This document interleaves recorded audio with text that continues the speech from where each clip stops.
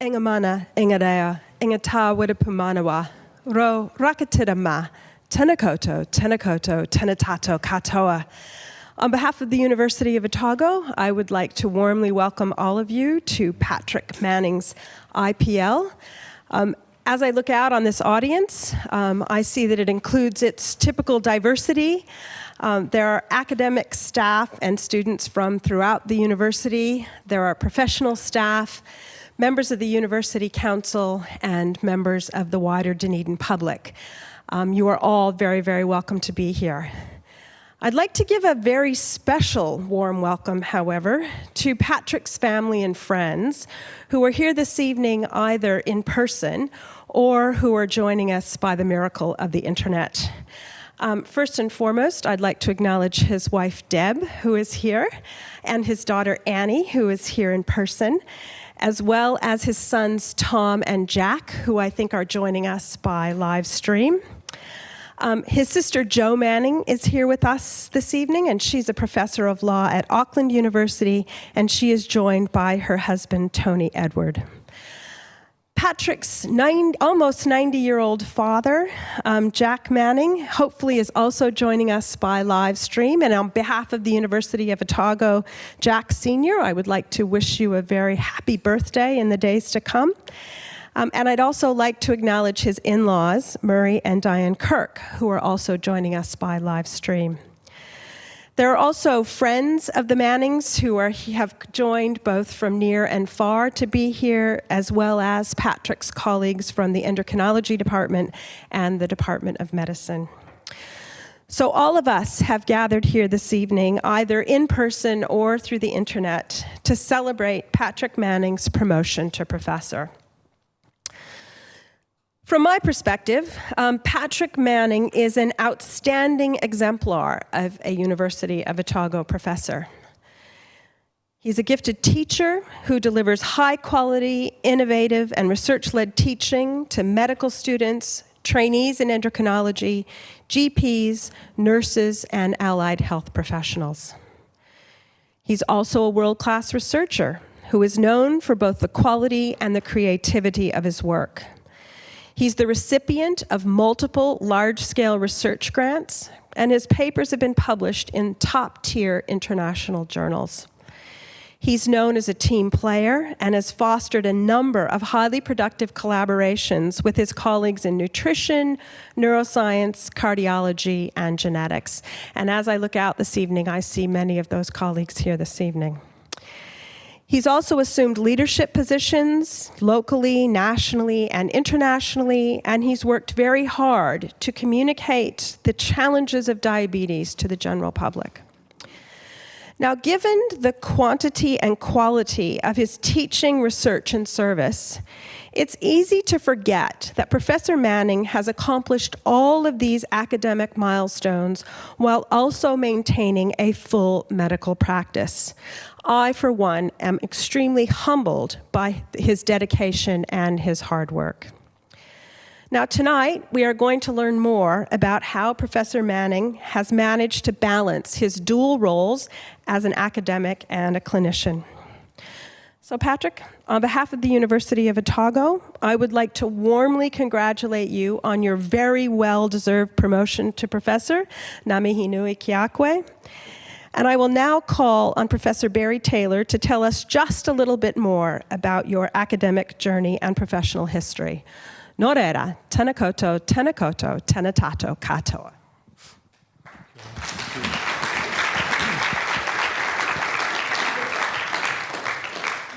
Kia ora, everybody. It is my pleasure to introduce Patrick, who I've known most of his life, because he's been in Dunedin since he arrived here as an endocrinologist with Southern DHB, as well as a clinical senior lecturer with the Dunedin School of Medicine in 1993.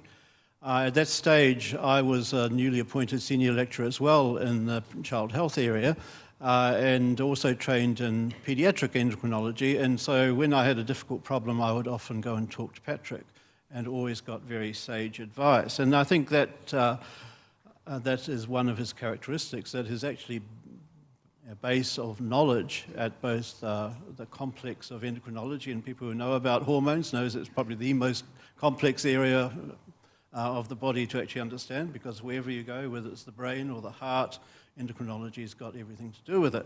So you've got to know a bit about it. Well, you've got to know a lot about everything to be an endocrinologist, and he demonstrates that really precisely well. He graduated actually not as a University of Otago graduate. He went through Auckland University, graduating there in 1982, and stayed on and then worked in Auckland as a house surgeon and registrar, going on to a research fellowship at the Middlesex Hospital in London, which, strangely enough, is where I'd been 2 years before, doing my research fellowship in the same hospital. We were just commenting before that it's now currently a big hole in the ground because the whole hospital has been demolished, and he'll tell us a bit more about that time. But those were exciting and wonderful times when you're a research fellow and you can actually do some clinical practice, but also explore some areas that you've never really thought about before. He came back here as a senior lecturer, as I said, and practicing endocrinologist. And as Harleen has just pointed out, he's managed to combine an academic career while also doing an almost full-time role as an endocrinologist at the hospital. And so there'll be many patients right throughout the southern region who will be grateful for his expertise in this area. I think because of his expertise in many areas, he's collaborated widely. So when you look at his publications, which now number more than 100 in a peer-reviewed literature, you see a wide range of interests. And I've been especially fascinated over the last few years in particular to see his interests go into obesity and obesity determinants, and in particular how the brain controls how you eat. And we may hear a wee bit about that as we go through. So his interests are broad within the field of endocrinology, but also within the whole field of medicine. I thought I should also point out that he's been actively involved in the teaching program for our medical students, and at one stage spent a long period actually organizing a significant proportion of that. And so he has actually had an enormous breadth of both teaching and research experience while actively in clinical practice. The expectations of actually our joint clinical staff, the people who have got a foot in both camps of both clinical practice and research, are actually usually incredibly productive people. And I find that, in fact, because of access to the real questions that need to be answered in real life.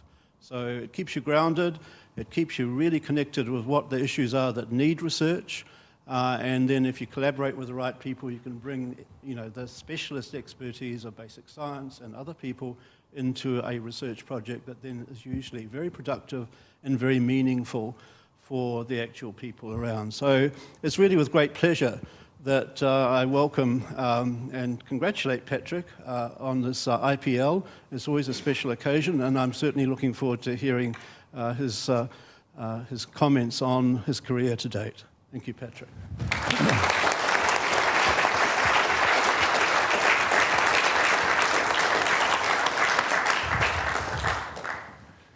Thank you, Harleen, and thank you, Barry. Vice-Chancellor, Deputy Vice-Chancellors, Dean of the School of Medicine, fellow academics, colleagues, family and friends, welcome. I would also like to specifically extend a warm welcome to students here this evening. For example, these ones. This is my clinical skills group at our final tutorial of the year yesterday. They're a great bunch of students. Some of them are here this evening. But as you'll note, there's always one.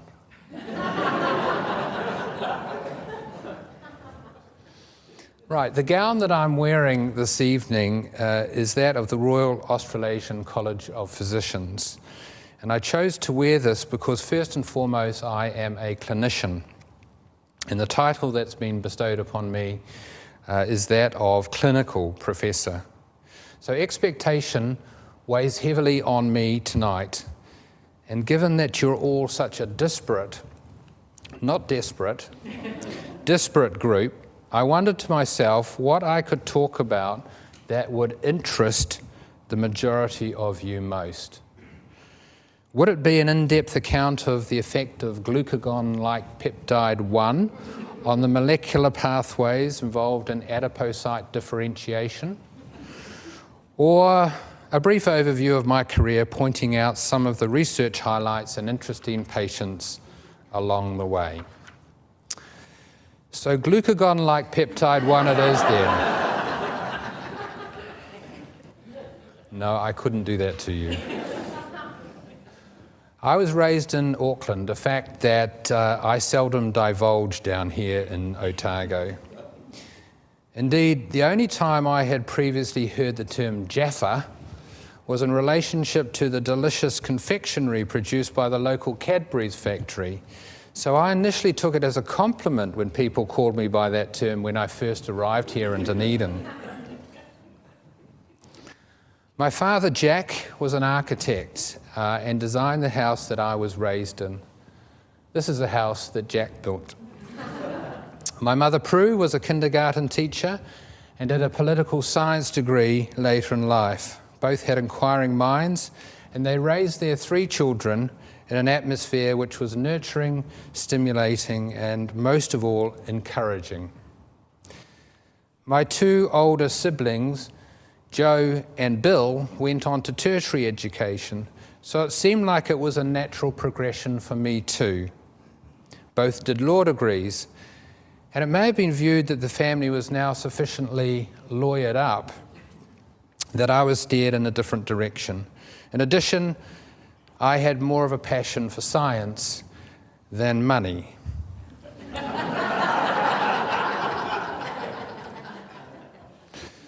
To be honest, I am proud of my siblings, and interestingly, they both have a connection to medicine.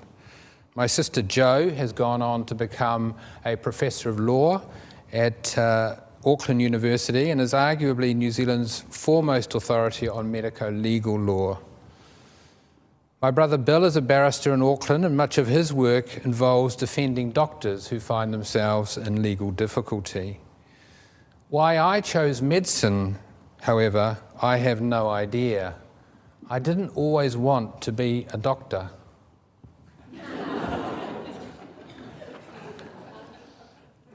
I really had no exposure to medicine other than the rare visit to the GP, who seemed like a fairly nice guy in a white coat. And in retrospect, it was ludicrous that I was making a decision on the occupation I would commit myself to for the rest of my life in my final year of high school at the age of 17. From my interaction with medical students over many years, I believe a strong argument can be put forward for medicine actually being a postgraduate entry program. I was also reasonably naive at this age, and certainly I had not had a vast array of worldly experiences. I was also a little quirky. Just before entering medical school, I was relieved from my duties as a drummer in a punk rock band because I had no timing. I was demoted to backup vocals, which was a very uncommon position in a punk rock band. And my problem was, however, that I was also tone deaf and couldn't hold a tune. As a result, my microphone was permanently switched off. And I'm pretty sure I invented lip syncing. So at the end of high school, I applied to Otago and Auckland medical schools and was accepted to both. I then made one of my worst ever decisions. Nevertheless, Auckland Medical School was still a stimulating and for the most enjoyable experience. I do strongly regret not coming to Otago because it is not so much the academic experience, which frankly I believe is equal at both institutions, but the unique life experiences that a student gains by living in Dunedin. This was the reason why we encouraged all of our children to move to a hall of residence here in Dunedin on starting university rather than stay at home. Well, that's what we told them anyway. Having completed medical school, I then had to decide which direction within medicine I would take. I was told by a surgeon that I had no dexterity and that I shouldn't do anything requiring hands. Fortunately, I had already decided that surgery did not appeal to me. My later attempts at home handyman skills are a testament to this having been a wise decision. So physician training is what I decided on, and once I had passed the horrendous Part 1 physician's examination, endocrinology was the subspecialty I chose. This area of medicine appealed to me because it was so logical, yet there were still many areas that remained a mystery. I was also working at the time for two general physicians in Auckland who inspired me, Doctors Pat Frengley and John Henley. The next major influence on me were the endocrinologists who worked in Auckland Hospital Endocrinology Service, Kay Ibbotson, Ian Holdaway, Mike Croxon, and Ian Reid. They were all excellent clinicians, but also exposed me for the first time to clinical research and the possibility of a career in academic medicine. My first ever exposure to clinical research was a study that Kay had devised. He had noted that patients with growth hormone producing tumours, a condition called acromegaly, developed small bony prominences on their ribs, a bit like those seen in rickets. To investigate this, we had a number of people with acromegaly and an equal number of normal people come into the clinic and be placed on beds. Kay Ibbotson, Ian Holdaway, and myself were then blindfolded and led to the study participants. We then examined the somewhat startled participants' chest wall for these bumps. This was prior to ethics committees.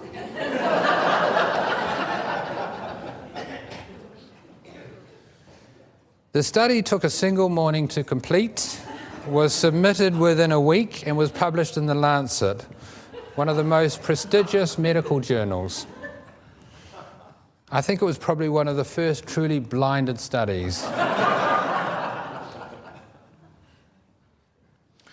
was customary in those days to go abroad for a few years to finish off one's training.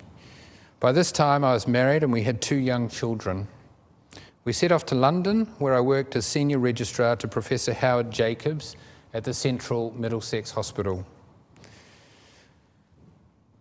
We stayed at William Goodenough House, a hall of residence in Russell Square that was specifically for people from the Commonwealth who were studying in London. Howard Jacobs was a world-renowned authority on polycystic ovarian syndrome. So this became my area of research for the next few years. The senior registrar position also carried a substantial clinical load. I thoroughly enjoyed this clinical experience because we were transferred very many interesting patients from all over England and sometimes abroad with unusual and complex endocrine disorders, many of which I will never see again. One such patient was the Minister for Food from India. As you can imagine, being responsible for all of the food in India meant you were a fairly important person. He had had a mysterious illness for some years and his health was progressively deteriorating. We eventually diagnosed him with histoplasmosis of the adrenal glands, a rare fungal infection, and he recovered to full health with treatment. Howard Jacobs had many trips to India after that.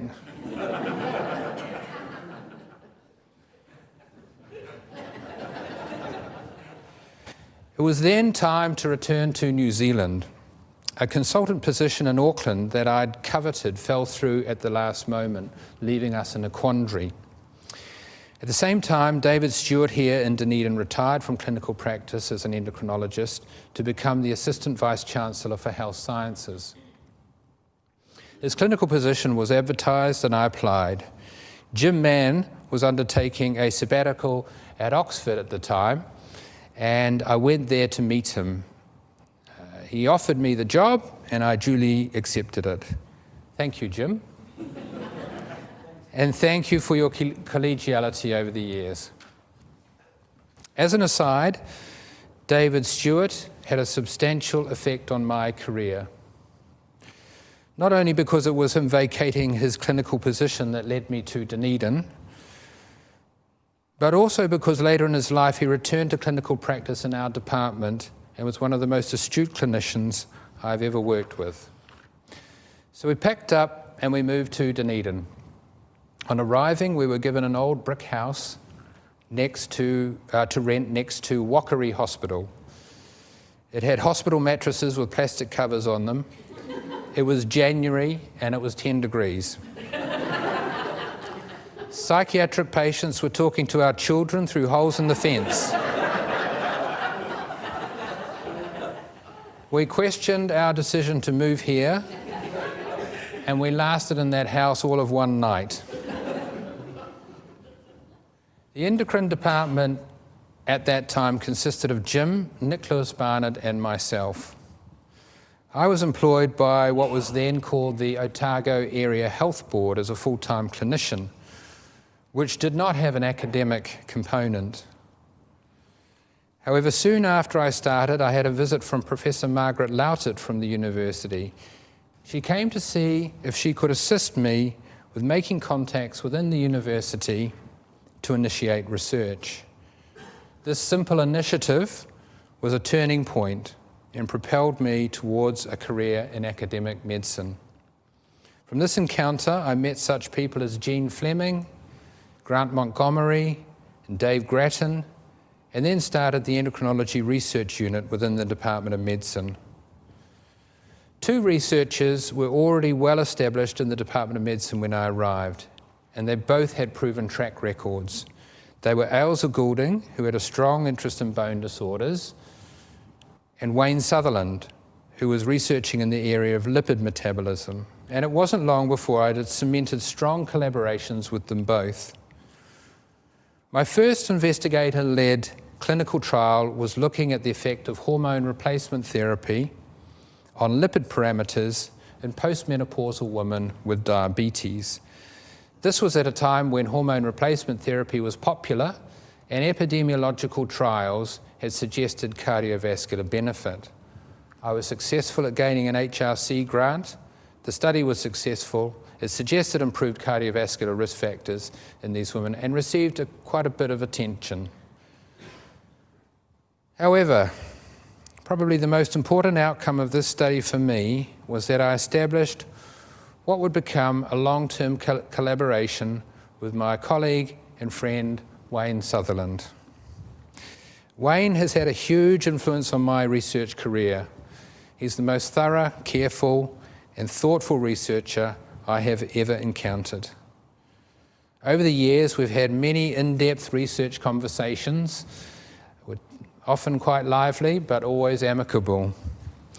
His research talent is only matched by his modesty, and his contribution to my research activities has been incalculable, and I thank him for that. One area that Wayne and I have been particularly interested in has been the immediate effect of the constituents in food on human health. Particularly, we've been interested in whether the ingestion of fat would result in an acute increase in inflammatory markers in the bloodstream. Wayne became extremely good at cooking up all sorts of toxic, fat-containing meals for study participants. Contrary to what we thought we would find, we actually found that after eating, inflammatory markers such as interleukin-6 here actually decrease in the hour after eating. And this is regardless of the fat content of food. This has been a fruitful line of research for us and continues to the present day. One theory that we put forward to explain this phenomenon is that insulin, the levels of which increase after eating, may have an anti-inflammatory effect. To test this hypothesis, we compared oral versus intravenous glucose on circulating interleukin-6 levels. The rationale for this is that glucose taken orally results in a substantially higher level of insulin in the circulation than the same amount taken intravenously. This is called the incretin effect. Incretins are hormones such as glucagon-like peptide 1 that are released from the gastrointestinal tract after eating that stimulate insulin secretion. In keeping with an anti-inflammatory effect of insulin, we found that after oral glucose, interleukin-6 levels were substantially lower than after intravenous glucose. However, this could be related to a possible anti-inflammatory effect of the incretin hormone GLP-1 itself. So to test this, Wayne and I have recently completed a study looking at the effect of intravenous glucagon-like peptide 1 versus saline, and no effect of glucagon-like peptide 1 on IL-6 levels was observed, which probably means that the acute reduction in IL-6 after eating is indeed insulin-mediated. Now, one of the benefits of doing clinical work is that interesting clinical situations also lend themselves to research.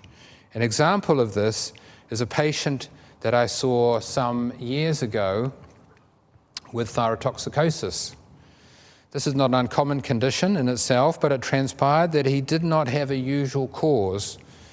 It appeared he had an inflammatory form of thyroiditis that would typically see only about once per year.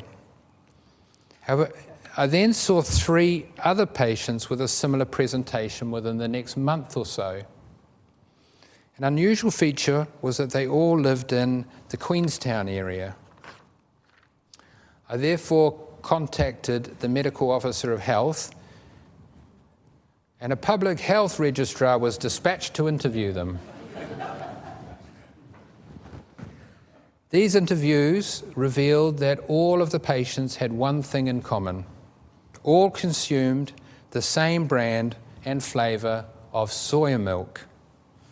Now, soy milk is apparently undrinkable without flavoring, and one of the means of flavoring it is to add kelp, which has a very high iodine content. It turned out that these individuals were drinking a brand of soy milk that had been inadvertently made with the incorrect concentration of iodine, about 10 times the upper safe level for human consumption. As a result, they developed iodine-induced thyrotoxicosis. Pleasingly, they all recovered, and even better, they all received handsome payouts from the company concerned. Another fruitful area of research that Wayne and I have been interested in, along with Rob Walker and Sheila Williams, 2 other superb researchers that I've been lucky enough to collaborate with over the years, has been the effect of antioxidant treatment on obesity-induced insulin resistance. There's been a great deal of controversy concerning this area of research. Our initial study was a randomized controlled trial of vitamin E versus placebo in 80 overweight individuals. Interestingly, markers of oxidative stress were significantly decreased in those that were taking vitamin E compared to those taking placebo, and insulin resistance also transiently improved. Excited by these findings, we undertook a larger study of combined antioxidant treatment with both lipoic acid and vitamin E in 160 overweight individuals with the metabolic syndrome. Unfortunately, no beneficial effect was identified. And this is one of the difficulties with clinical trial research. A huge amount of time and effort goes into these studies, and one waits with fingers crossed for several years for an answer. However, this study has definitively discounted antioxidant therapy as a useful preventative treatment in people at risk of type 2 diabetes. Along the way, I have participated in a number of large international multi-center clinical trials in areas such as diabetes, osteoporosis, and obesity. And these studies have resulted in important findings that have altered clinical practice. I'm indebted to Anne Riles and Liz Berry, 2 outstanding research nurses who have worked alongside me in the endocrine research unit for nearly 20 years to make this happen. Collaborations with other researchers have played an important aspect of my research activities as well, and I'll highlight this with two examples.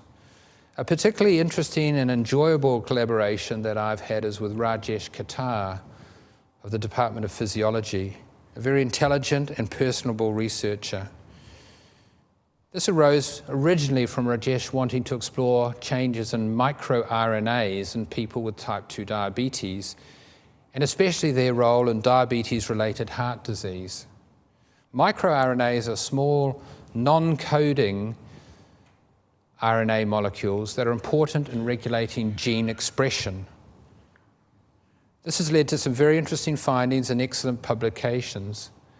However, the establishment of this collaboration also resulted in us looking into changes in microRNAs in obesity and how they change with weight loss. Without going into too much detail, certain microRNAs related to beta cell mass, apoptosis, angiogenesis, and inflammation are dysregulated in obesity, and many improve quite dramatically with weight loss. Just to point out a few examples, we can see how those related to inflammation are significantly elevated in obese individuals compared to lean, but with weight loss, these levels return almost to normal. The same seen with microRNAs related to impaired glucose tolerance. Another collaboration that has been particularly exciting and successful has been that with Dirk de Ridder. This was somewhat serendipitous.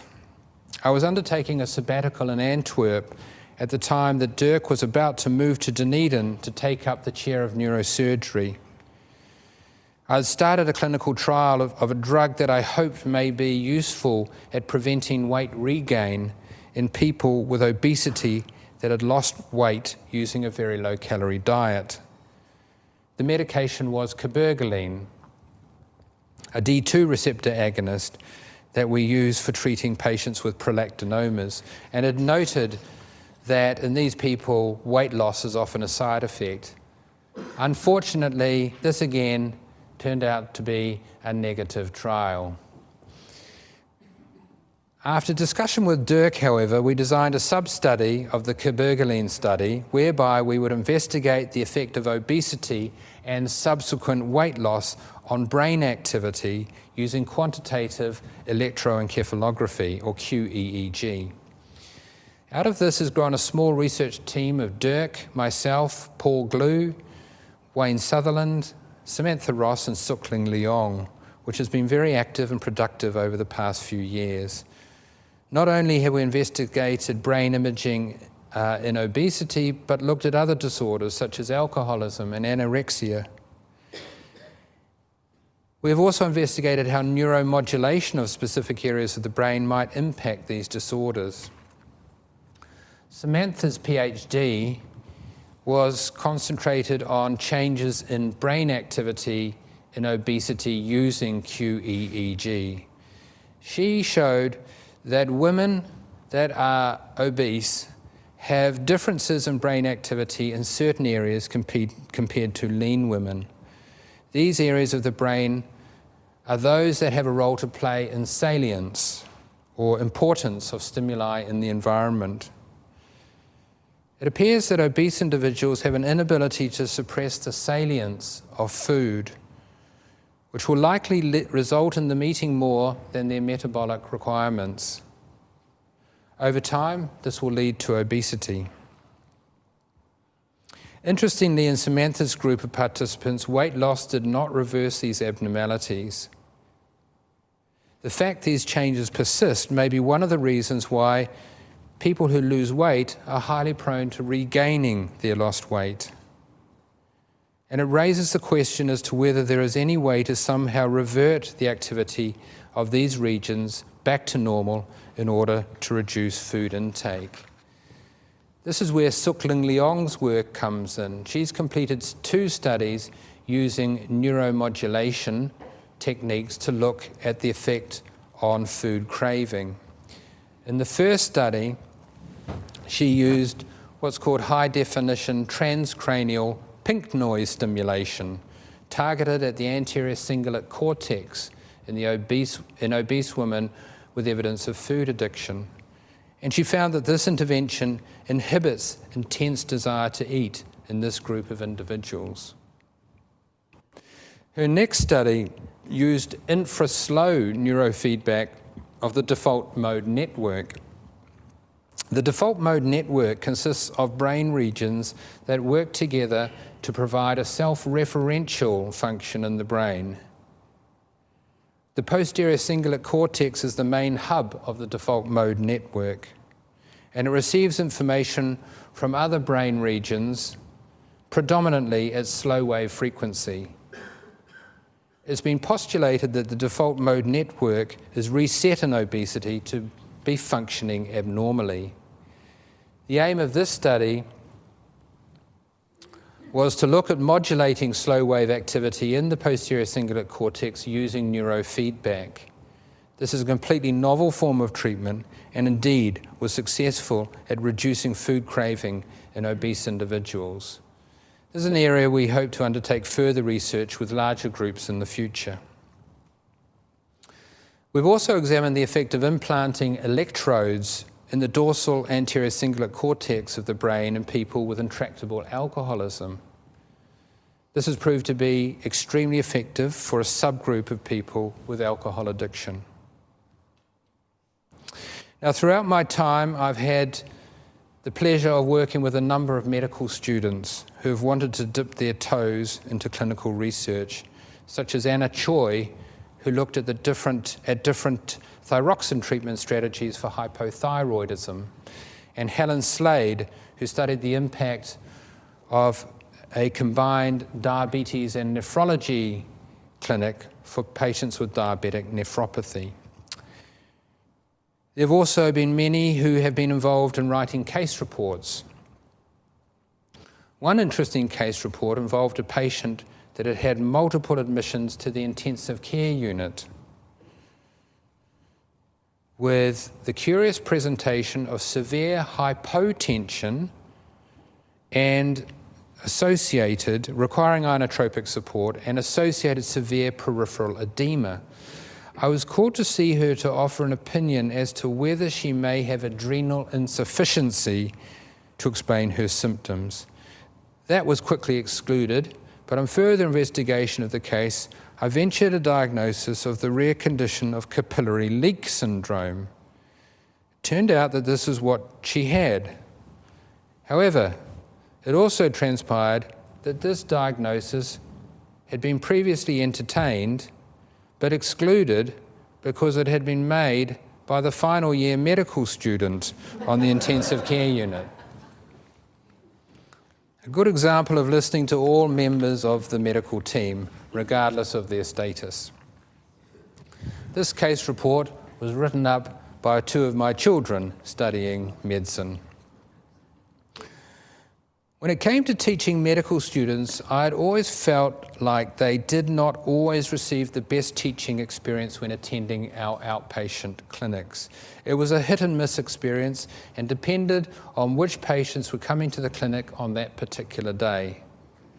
So from early on, we started teaching clinics in which selected patients were invited into the outpatient clinic for the particular purpose of teaching students. These patients were handpicked so that they illustrated the disease states that we felt were important for the students to experience. It also meant that the specialists who were teaching at the clinic did not have to provide medical care, but could fully concentrate on simply teaching. This was very well received by the students, and the patients also enjoyed the experience of giving something back to the medical profession. When it came to review the medical curriculum for the 4th and 5th year medical students, I proposed that this type of teaching be implemented across the medical specialties. And so became the ambulatory medicine course. Every medical specialty now provides a component of their teaching in this manner.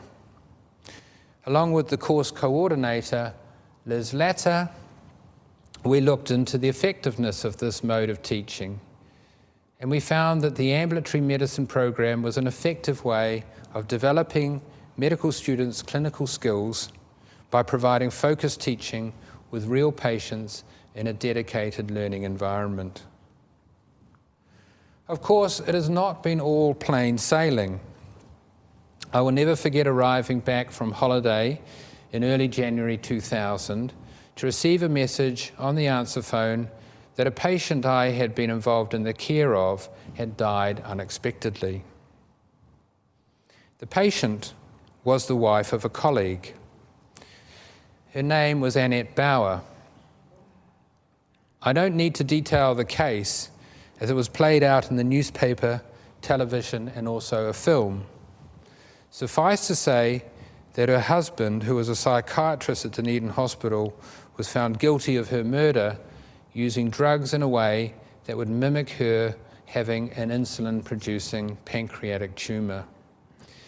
The death of the wife of a colleague, and subsequently learning that it was at the hands of that colleague, was particularly devastating. The 2-year period waiting for and then participating in the court trial was stressful. And I particularly want to thank my family and friends who helped me during that time. In the original court case, it was alleged by the defence team that Dr. Bauer was innocent and that his wife had become depressed as a result of an extremely rare condition called beta cell hyperplasia, which produces hypoglycemia, and had committed suicide by taking drugs that happened to mimic that condition. However, in 2015, he changed his stance to indicate that it was assisted suicide and that he would be applying to the Privy Council for a retrial. He claimed that his wife had had an undiagnosed mysterious medical illness and was refusing to seek medical attention. And so to enforce her hospitalization for investigation, he surreptitiously administered drugs to her that would produce hypoglycemia. He then claimed that because the hospital doctors failed to diagnose the mysterious illness, which he claimed to be the rare neurological condition of myasthenia gravis, that due to a prior pact he had with his wife, he assisted her suicide by administering her insulin.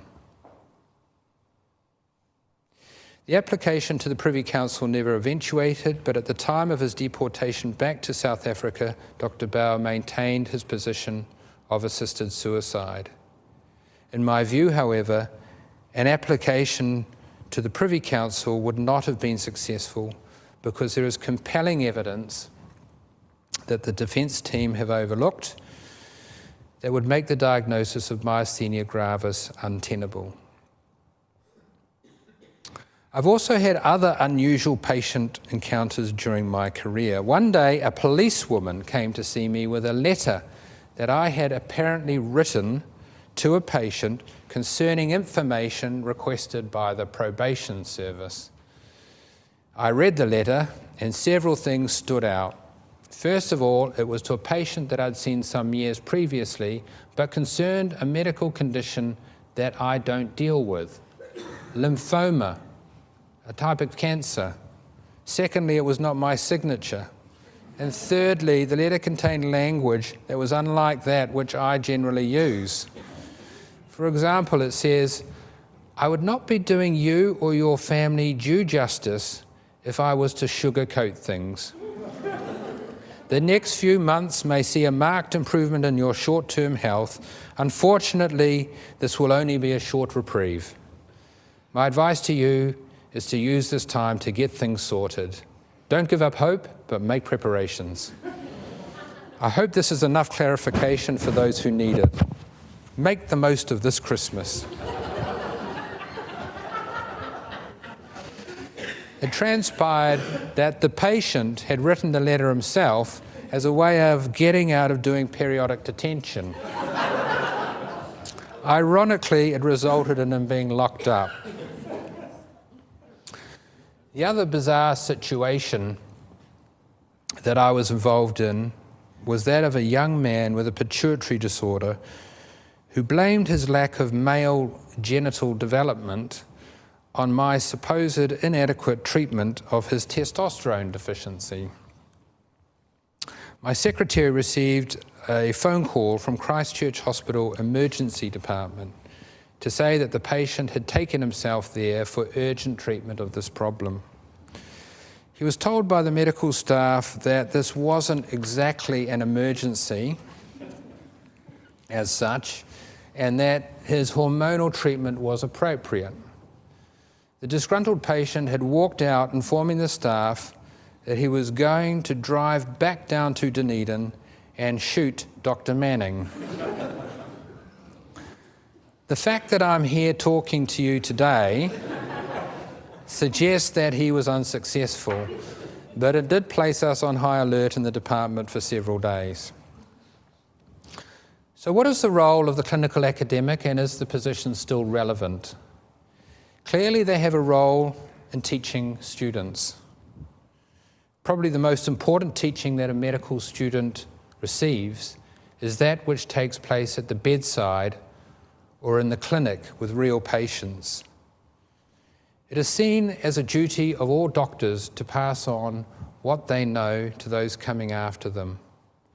Unfortunately, in today's high-throughput clinical environment, the ability to provide quality teaching to students has been eroded, both because clinicians are too busy and patients have a very short length of stay. This will be even more challenging in the future as patient care moves into other sites such as short-stay wards and the patient's home. The protected teaching time that clinical academics enjoy enables them to deliver quality teaching and to develop innovative teaching situations like ambulatory teaching clinics.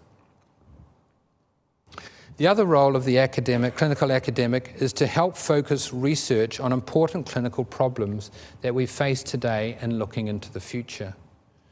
The clinician is in a unique position to see where the gaps are in healthcare knowledge and practice. The research questions they pose are therefore hugely important. They can also play an important role in assisting basic scientists translate their research into the clinical environment. I believe that greater interaction between basic scientists and clinical academics is an untapped potential here in Dunedin. For certain research funding bodies, such as the Health Research Council, there has been a shift in funding priorities recently. To be successful, an applicant now needs to be able to demonstrate the health impact of their research. Therefore, it's likely that the development of research teams that consist of both basic scientists and clinical academics will become even more important into the future. So the question is how we can attract our future clinicians to consider an academic career rather than purely a clinical one. They are not going to be attracted by the salary, so there have to be other reasons.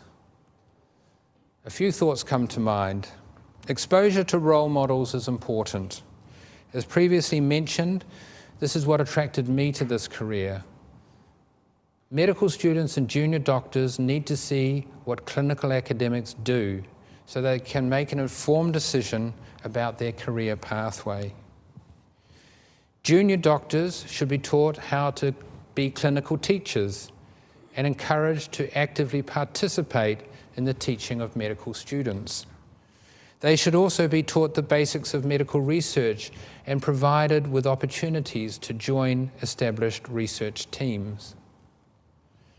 The university can also play a role by facilitating connections between clinicians and basic scientists.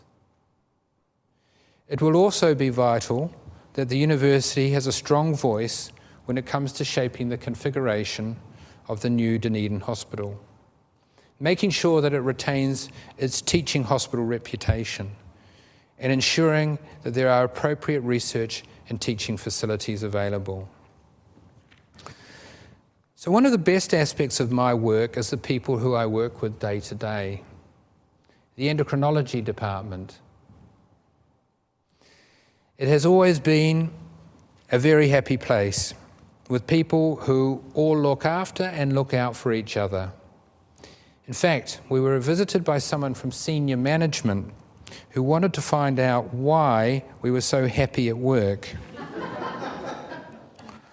I'm still not sure if they wanted to find out the secret so that it could be spread around the hospital, or they wanted to put an end to it. So to all my co-workers, I'd like to thank you for making our work environment so pleasurable. Throughout this talk, I've mentioned some of the important people who have influenced my career, and I thank them once again for their collegiality and support. However, there are many more that I've not had time to mention, but they know who they are, and I also thank them. I'd also like to thank the medical students who constantly challenge our way of thinking and keep us from becoming too cynical. And I'd like to take this opportunity also to thank my friends outside of medicine for keeping me sane. They may think that is debatable. Of course, my greatest thanks goes to my immediate family, our 3 amazing children, Annie, Tom, and Jack, of whom I am extremely proud. But most of all to my wife, Deb, who has put up with me for over 30 years.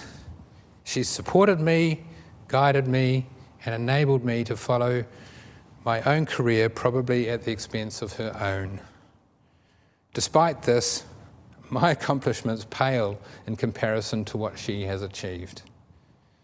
Finally, I thank the University of Otago for its support of me and providing me with the freedom to follow my own academic interests. Thank you.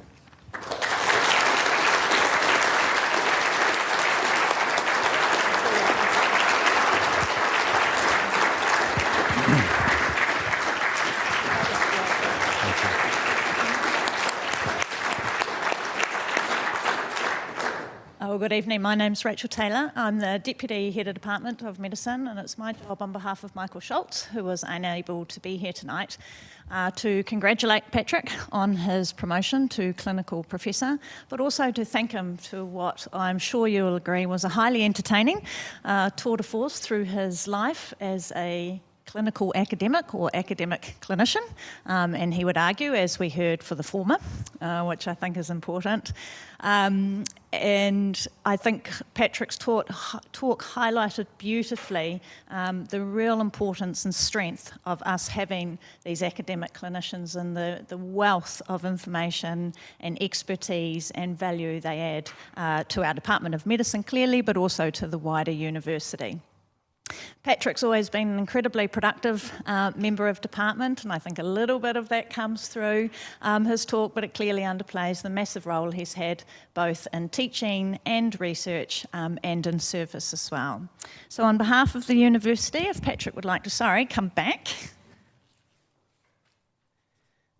My job here to say again, thank you. Congratulations. Well done.